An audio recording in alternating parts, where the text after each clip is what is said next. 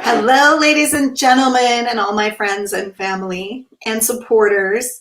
This is Krista Fee with the Battle to Be podcast. And I know this is not our normal time to come to you, but I have a really special guest that is up in Canada and he's super, super busy. So to bring him to you, we are doing a special edition of our show today. So please give a warm welcome to Mark Meincke, and he is the host of one of the most phenomenal long-running trauma podcasts, and he brings tons of amazing resources and guests to you guys that will show you all the different things that are available to you, all the different ways that you can approach healing, and give you tons and tons of valuable information. So I'm going to let Mark tell you about his podcast. So I'm going to bring him on right now. Ta-da! Hi, Ta-da! Krista. It's magic. It's podcast magic. So, Mark, tell us, before we get into your amazing podcast, tell us a little bit about who you are as a person and your life right now.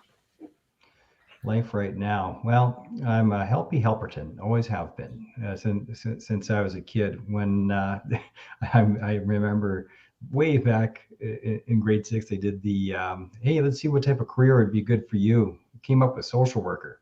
Like, well, I landed a long way from that as a soldier. But when I ended up being a soldier, I knew I had to do something because I was such a loser in high school, and just did the bare minimum to get through it.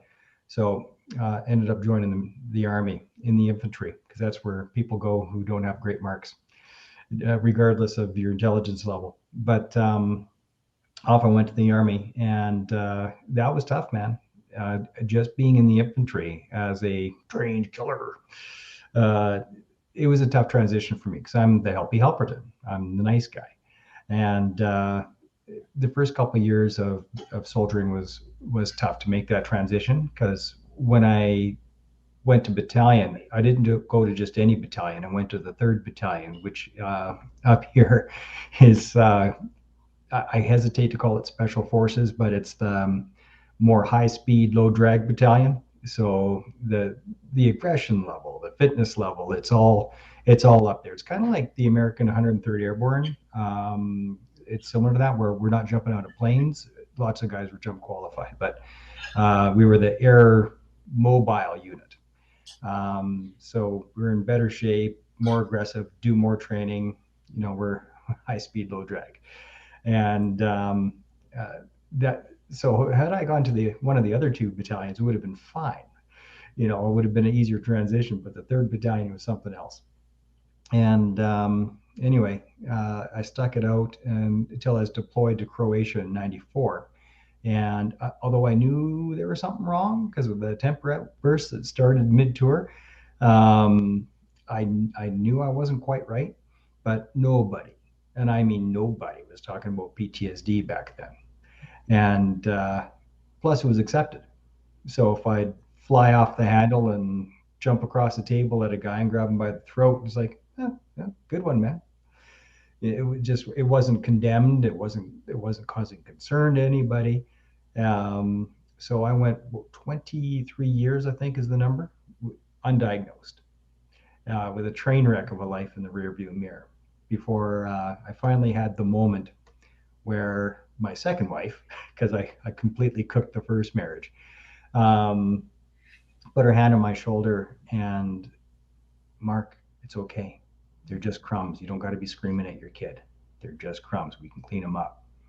And I just had that moment, like, oh boy, this is a problem.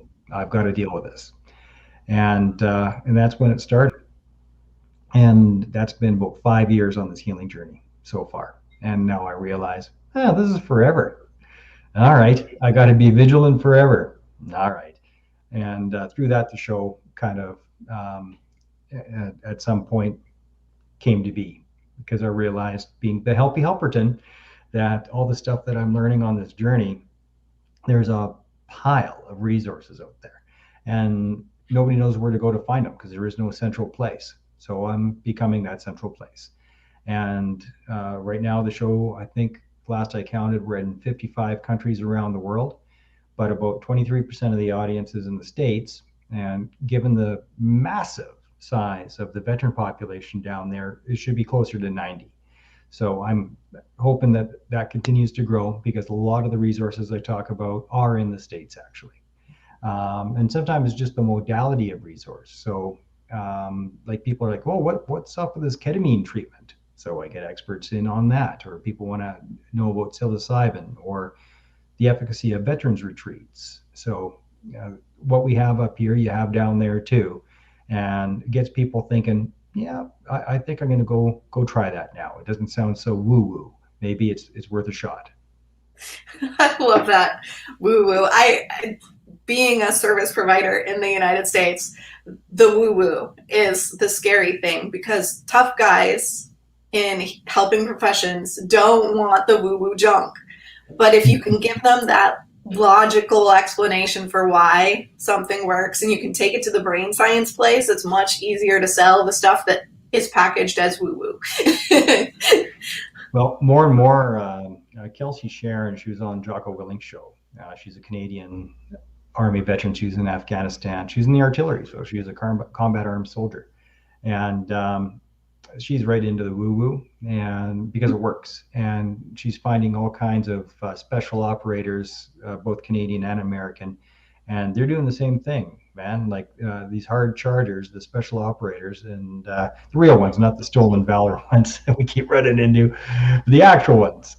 And they're doing the yoga, they're doing the mindfulness training, they're doing the meditation, and because of that, they're they're they're getting by. You know, when you run into these high performers like Jocko Willink or there's so many, Eddie Gallagher, there's so many, or the ultimate Goggins. You know, the reason that they're stable and level is because of what they're doing in their habits, whether they realize it directly or not. But especially those with tours, you don't need a combat tour to have PTSD. Not at all. That's not true. And it's not a weakness to have PTSD, it's an injury, and nobody is immune to injury.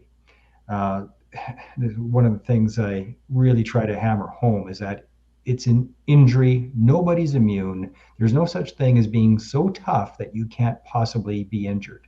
It's not true.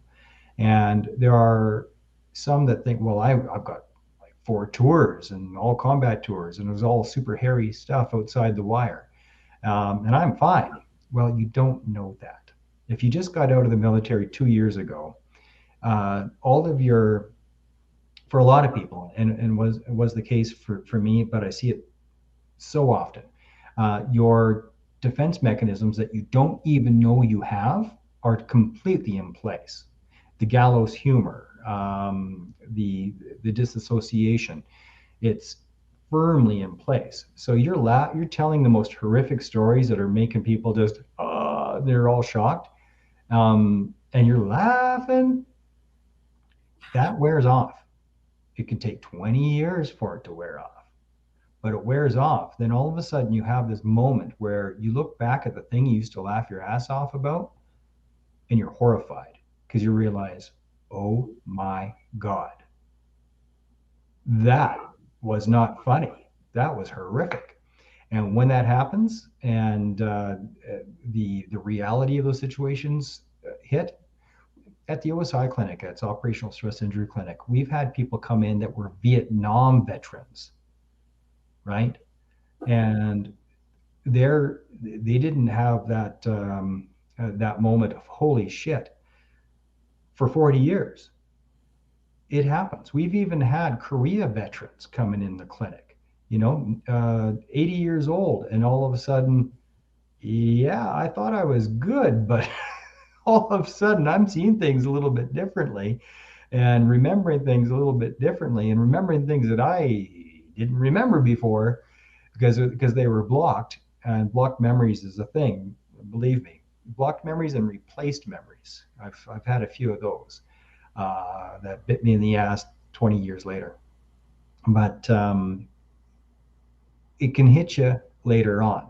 So if you're not doing the work now, when it hits you hard, man.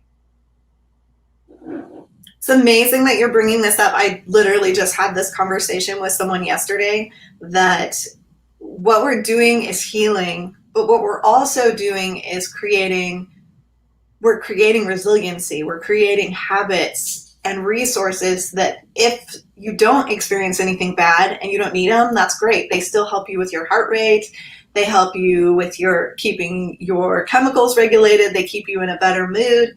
They make your life just generally better. But if you do need them and you're not in the habit of using them,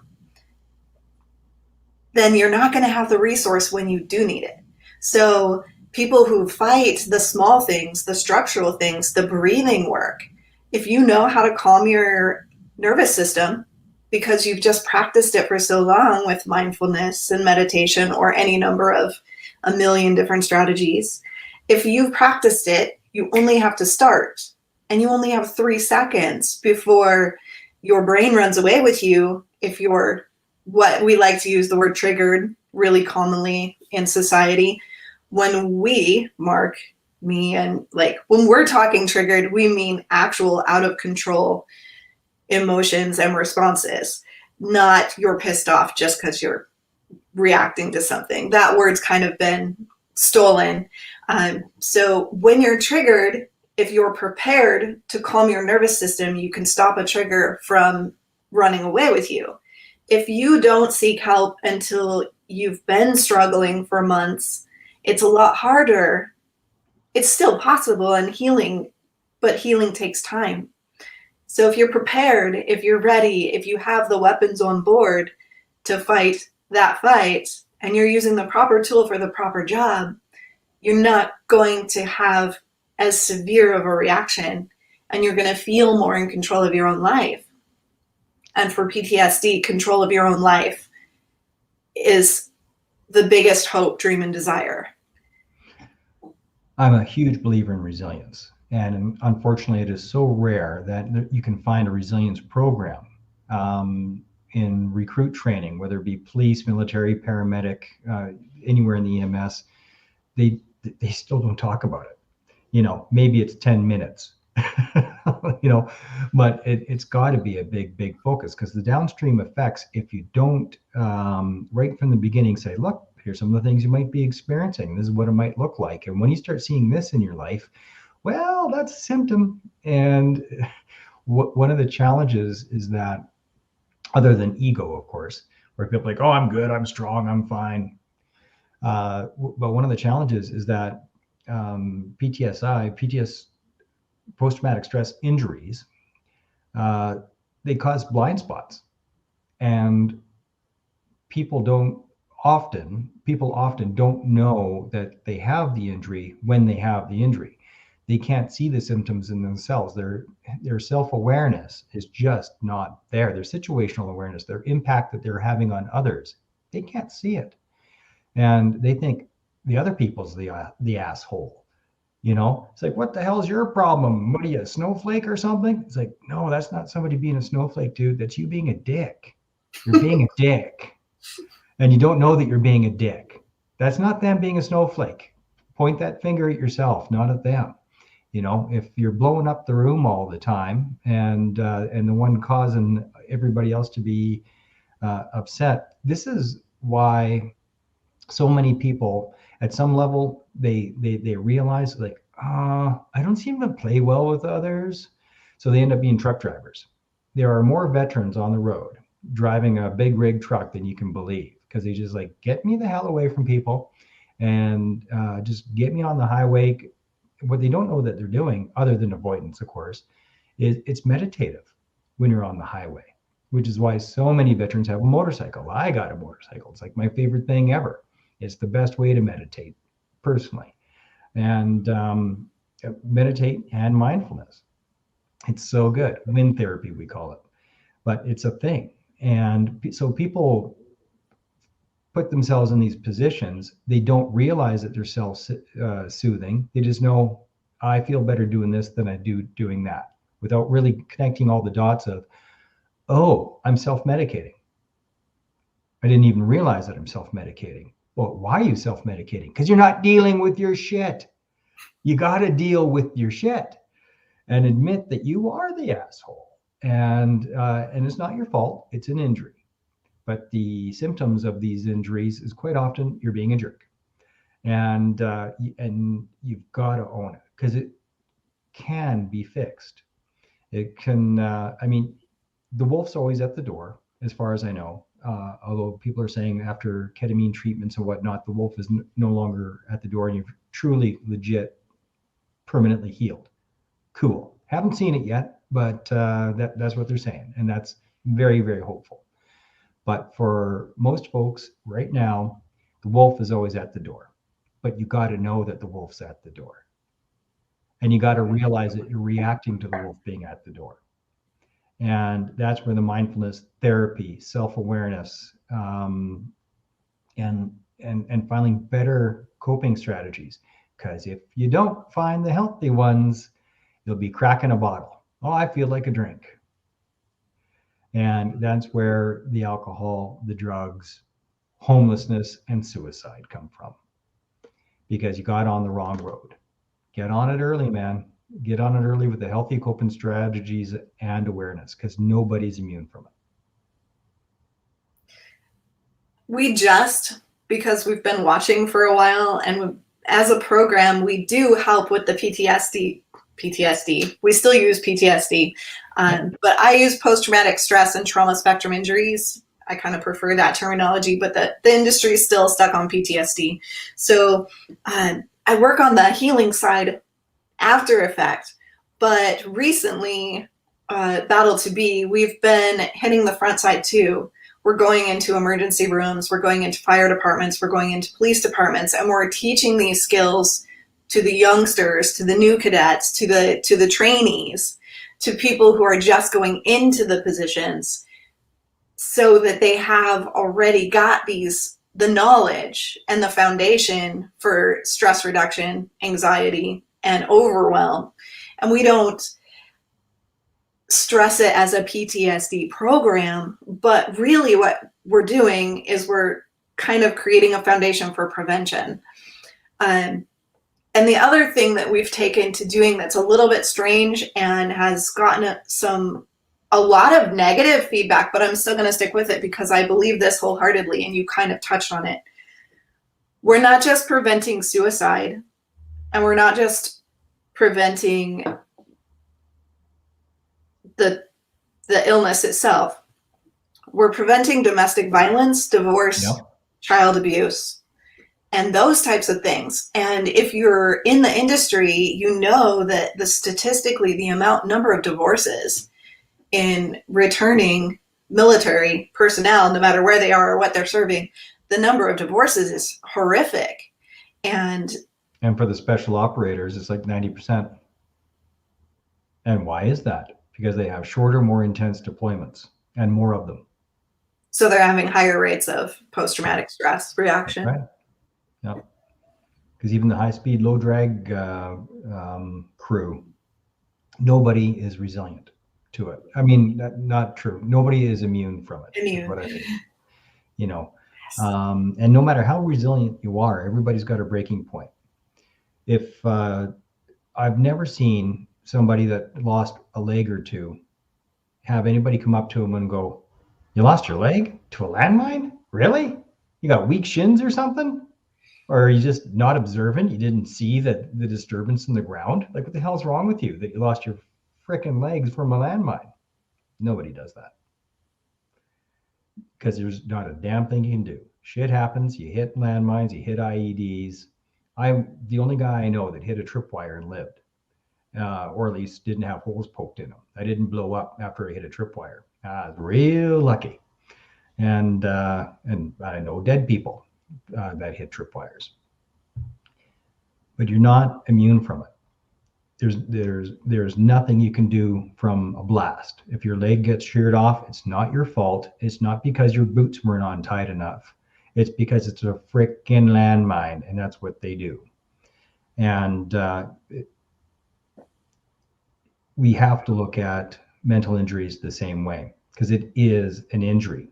it's a neurological injury. You can stick somebody in a MRI machine and they can see the neural pathways to the amygdala. They can see the damage. They can see that your brain is working, is in fight or flight mode permanently. And that's what it is, because the throttle gets stuck on full. That's what an injury is, a PTSI is. It's or OSI, operational stress injury. It's all the same shit. At the end of the day, when you've had a holy shit moment or 1,000 holy shit moments, like happens with first responders, whether it's cumulative or whether it's one or two really big events, the throttle gets stuck on full. Now, for anybody that's got a manual transmission that knows how to drive a standard, and if you don't, imagine your car, your automatic car, and you put it in first gear, and you try to go on the highway, and you're trying to do highway speed in first gear, and the motor is just going. You're in first gear, and you're doing all that this car can do, but you're also, when other people are just cruising by, no problem, no effort at all, but your car is absolutely redlined. It's doing everything it possibly can.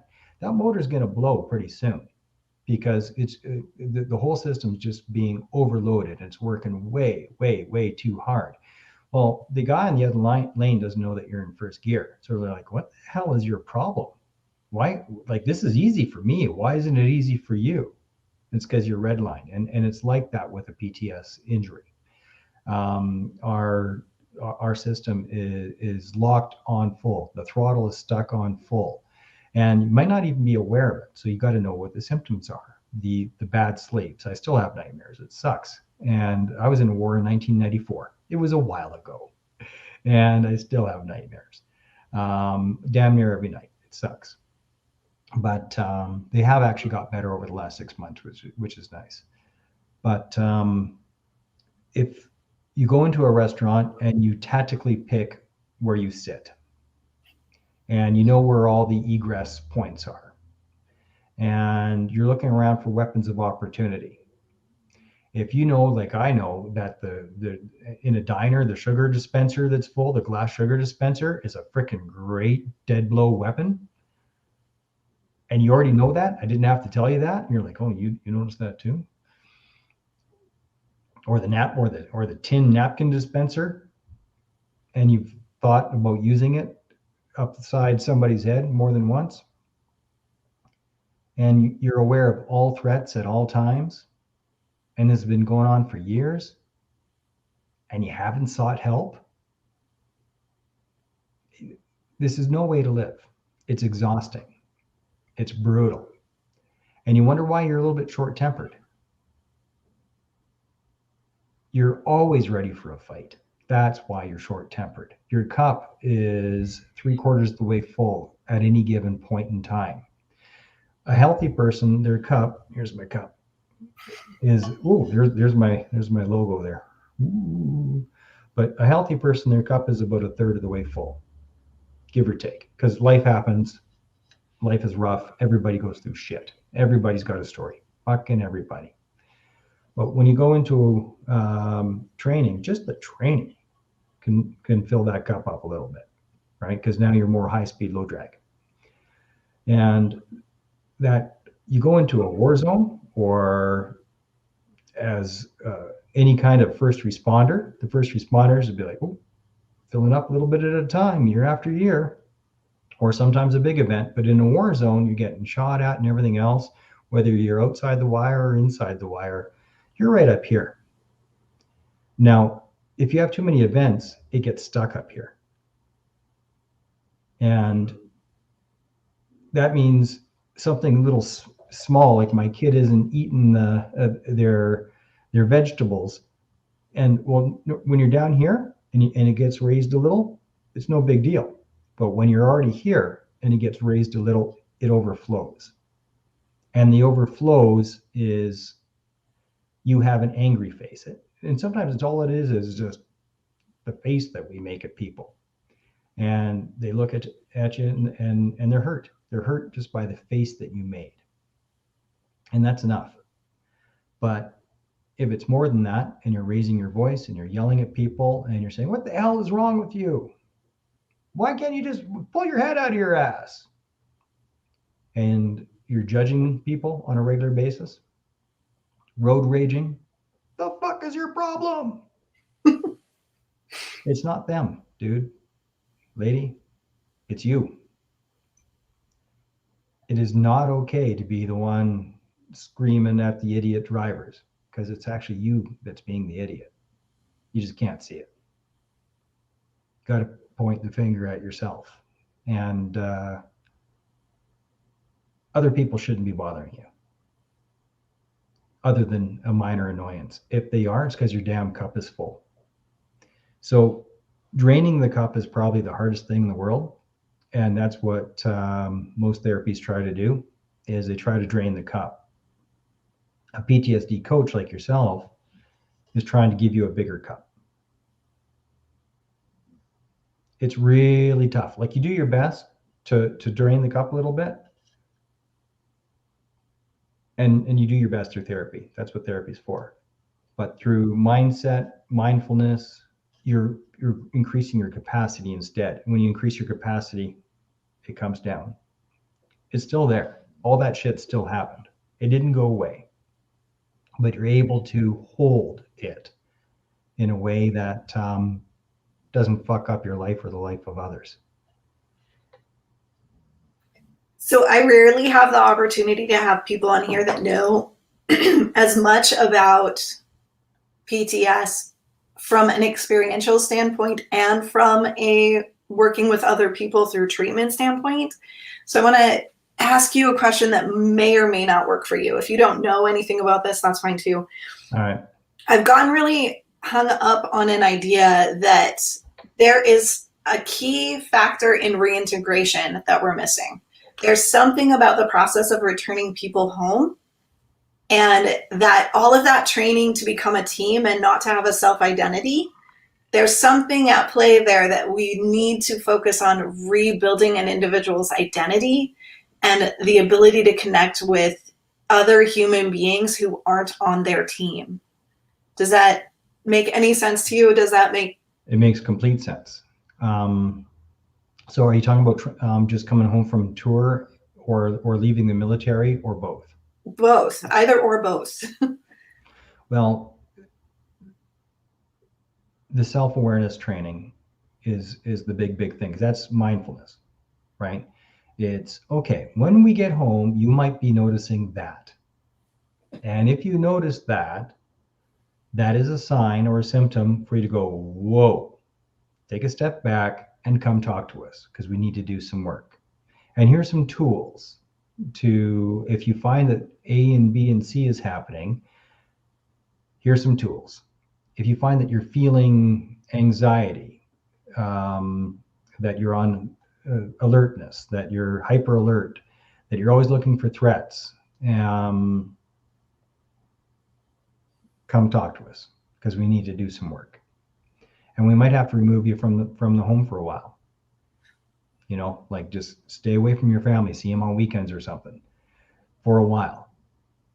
You know, so it's awareness. But there's a couple of things about what you're talking about. We could talk about it for hours, literally. But when somebody's getting out of the military, let's talk about that. When you are part of the big green machine, I was an Army guy, so I'll just talk Army. But it's the same in the other elements. In the States, you got the extra one, the Marines. But when you're a part of that great big green machine, or blue machine, if you're Air Force, you're a part of something bigger. You know, kind of like the when Rambo went off, I was in charge of $1 million equipment and now can't even keep a job pumping gas or parking cars. Well, that's whoever wrote those lines really had it figured out, because that's exactly it. You're a part of something big, part of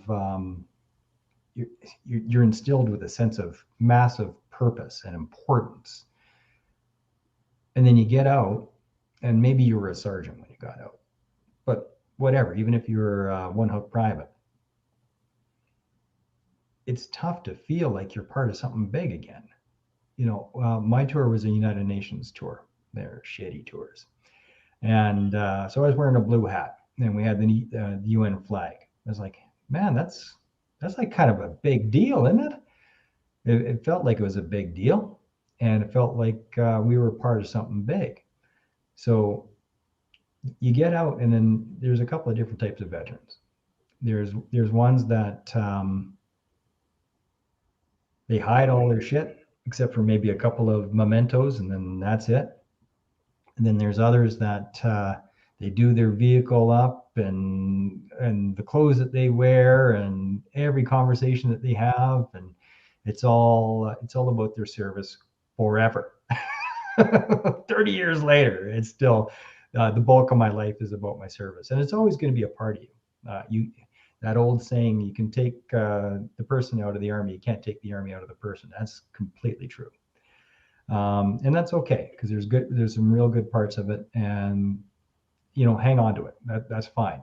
But there's people that's all that they're hanging on to, because what they're actually trying to do is hang on to that sense of purpose and identity that they had when they were in, because they haven't replaced it with anything.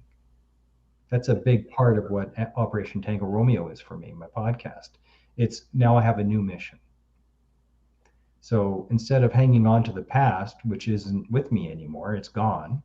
It's nice to remember and reminisce, but that's not getting me forward. The man I was isn't the man that I am. The life I had isn't the life that I have. And without that sense of purpose, and it doesn't have to be some big epic thing. It doesn't have to be your own show, but just fucking help somebody. Help somebody, anybody doing anything, and do it at least once a week. Whether that is volunteering at the local food bank, learning how to be a peer supporter, something that resonates for you, but help somebody. And then you got that purpose back. Without the sense of purpose, people just get freaking lost. And after you've had such massive purpose, because you wore the uniform, whether you're deployed or not, it is so hard to replace that. You can't replace it by going golfing on the golf course. You can't replace it with, hobbies are great, especially creative hobbies. A lot of people get into leather work or woodwork, or that's all good. It's all good stuff. Move your body, pick a martial art or a racket sport or bloody anything. Just keep moving your body. But on top of that, just fucking help somebody once a week. And that will help you with your transition.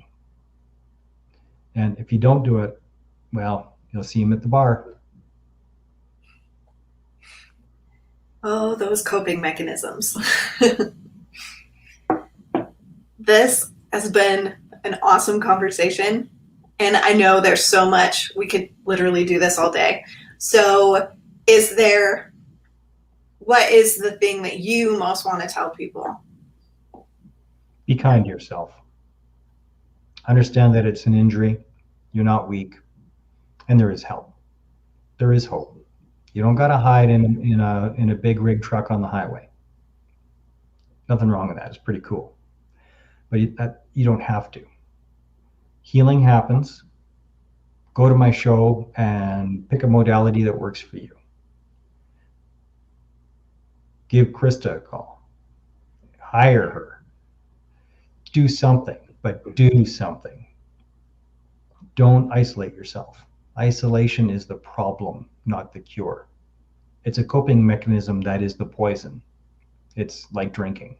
I've been sober for a year and a half, give or take, and it's not helpful. It's not helping you. You can move forward, but you've got to move. You've got to keep your feet moving. You've got to pick a direction. It doesn't matter which one it is. Just pick something. If you bump into the wall, turn around and go in a different direction, but keep moving. If you're in hell, keep moving. And there are resources. Just got to decide that life can be better, and you're going to take responsibility for yourself to make sure that you're going to do whatever you can do to make it better. If all it is listening to a podcast, hey, you got mine, you got Krista's, you got so many others. Kelsey Sharon has a Brass and Unity podcast dedicated to the same thing or similar. So tune into it, Brass and Unity. Pick something that works for you and lift yourself. What you'll find is that there are people everywhere that are looking to help you. There are resources everywhere. Some of them you got to pay for, most you don't. Veterans Affairs covers more than you think that they do. So going to a peer support group with other people that's like, well, have you tried this? Have you tried that? It's like, I never even heard of that. Yeah, well, maybe give them a call.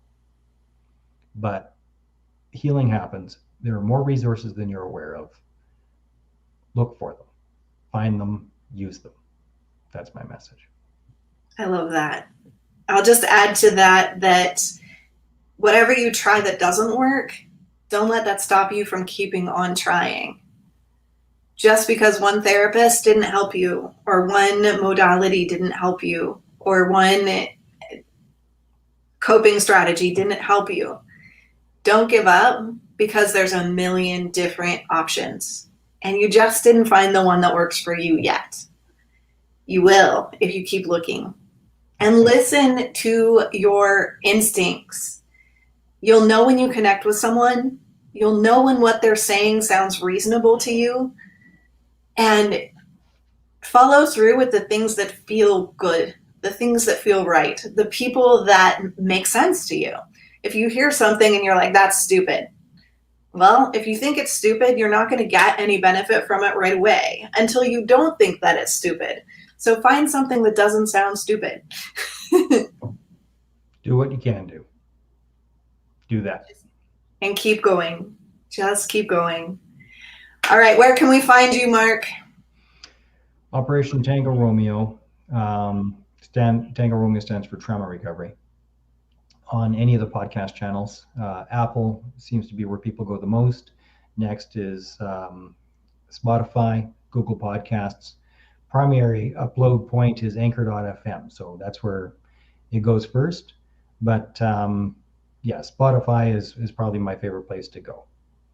And if you want to learn more about it, other than just on the podcast, operationtraumarecovery.org. So operationtraumarecovery.org is the website that was donated to me, and where you can learn more and read the testimonials, and away you go. All right, you guys. If you haven't heard his podcast, if you haven't seen his podcast yet, I do share it occasionally on the Battle to Be webpage. So we'll continue to do that. So I'll make sure that the next few episodes that we can get a hold of, we'll just go up there so people can track you down really easily. And of course, the Facebook page, Operation Tango Romeo Facebook page. When I do the lives, that's the first place that you tend to see them for the visual. So the video library is on that Facebook page for Operation Tango Romeo. It's also on LinkedIn. Go there, check it out. I can't even count. You're over 120 episodes now, right? 144, yeah. Okay, so there's every single one of those episodes talks about a healing professional, a healing modality, or something related to resources that you can use to help in any trauma recovery situation. So no matter whether you're military, no matter whether you are in a helping profession, no matter if you've had childhood sexual abuse, all of these tools and resources are still going to be useful for you. So while the stories may be mostly specific to military, these tools still will help you. These tools still apply to you. Domestic violence, if you've been raped, these tools are also for you. So go there, find some resources, talk to Mark. He's amazing, and have an amazing day from all of us at Battle to Be and Operation Tango Romeo. Thanks, Krista. All right, you guys, I just want to make one super quick announcement. We have a brand new program coming out to you that is an entry-level program. So for some of you that don't want to invest the time or the money in doing one of our signature intensives that are 12 weeks, we now have 21 lesson options for you that you can do in less than a month, 10 minutes a day, total life-changing resources, super affordable. And this program is going to be also in our Layers of Love Buy One Give One program. So it will cost you, for the first 10 people enrolled in the brand new Out of the Shadows program, it's only $150 for the 21 lesson program. You get a workbook, you get one deep dive session with me, and we'll still give one tuition waiver, one full access to one of our helping professionals in need. So if you're interested in that, hook up with me on